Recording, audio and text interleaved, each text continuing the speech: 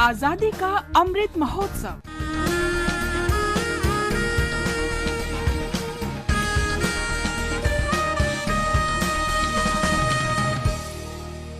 Azadi ka Safar with AIR News. Birth of a Nation. India's glorious freedom struggle is one of the greatest struggles the modern world has ever witnessed. AIR News brings you a glimpse of the struggle every day.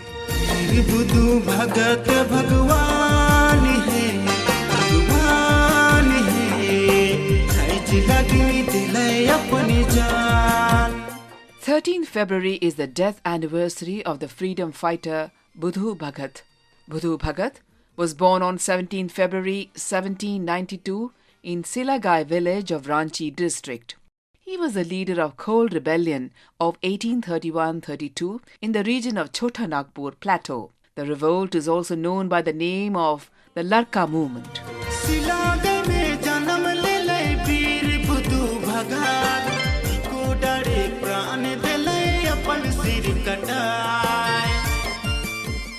During the Kol rebellion, BudhuBhagat led the Kols against the local zamindars who were loyal to the British. He also wanted to protect the forest resources. During the rebellion, the British soldiers killed the innocent people indiscriminately. Elderly people, women and even children were not spared by the British.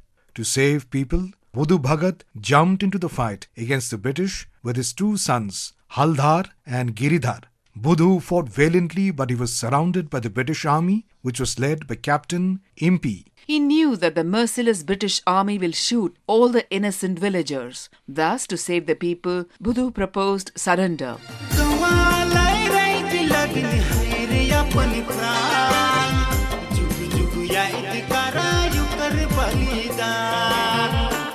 However, the brutal English officer ordered the army to fire upon them, and the brave leader of the people was martyred on February 13, 1832. AIR News salutes the brave son of the soil. What my country says to you, it says in the words of the old Hindu prayer that rises up in every home, night after night. Shanti, Shanti, Shanti, peace, peace, peace. 13 February 1879 is also the birth anniversary of the Nightingale of India, Sarojini Naidu. Born in a Bengali family in Hyderabad, her maiden name was Sarojini Chattopadhyay. She was educated in Madras, London and Cambridge. After some experience in the suffragist campaign in England, she was drawn to the Indian independence movement. She returned to Hyderabad in 1898. That same year, she was married to Govindarajulu Naidu.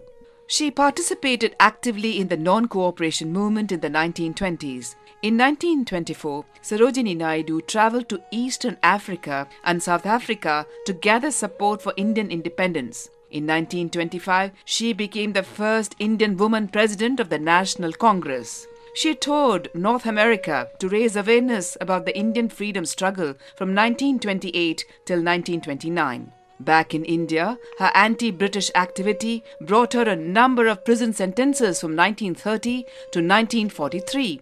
She accompanied Gandhi to London for the second Round Table Conference.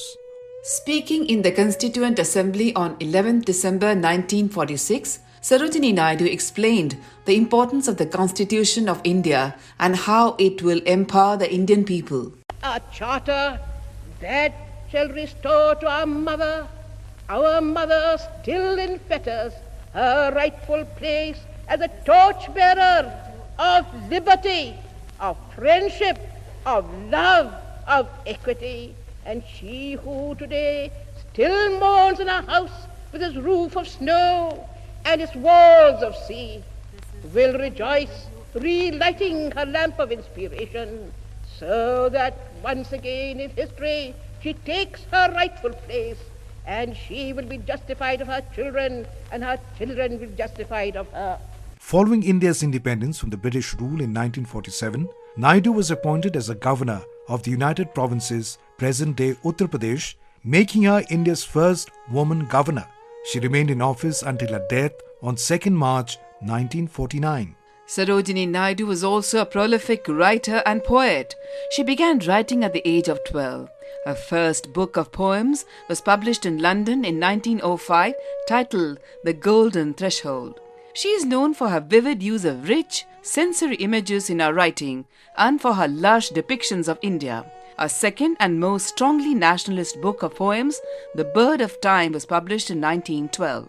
Her poem, The Gift of India, criticized the British Empire's exploitation of Indian mothers. Her collected poems have been published under the title The Sceptred Flute and the Feather of the Dawn. We salute the great daughter of the nation. That brings us to the end of this episode of Azadi Ka Safar with AIR News. See you in the next episode tomorrow.